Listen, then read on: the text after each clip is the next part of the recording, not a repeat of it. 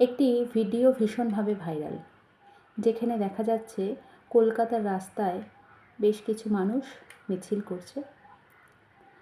সেই মিছিলের বক্তব্য ছিল, যুদ্ধ নয়, শান্তি চাই।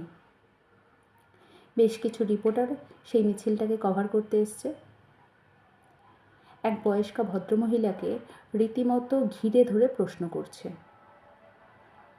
ঘিরে ধরে প্রশ্ন করছে এটা বলার থেকে বোধহয় ভালো হবে বলা যে তাকে উত্ত্যক্ত করছে।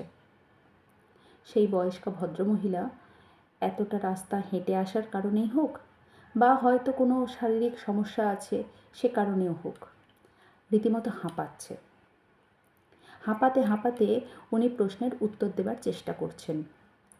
হ্যাঁ, উনি উত্তর দিতে গিয়ে বলে ফেলেছেন যে আমরা অন্যায়ের পক্ষে, আমরা অত্যাচারের পক্ষে।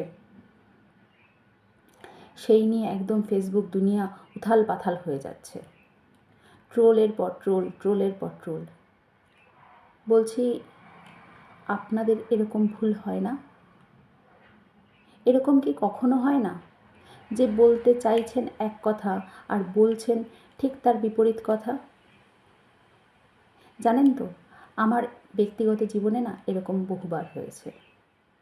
এই তো কদিন আগে আমি দোকানে গেছি আটা আনতে, কিন্তু নিয়ে এসেছি আদা। জানেন, আমার বাড়ির লোক কিন্তু তা নিয়ে আমাকে কখনো ট্রোল করে না।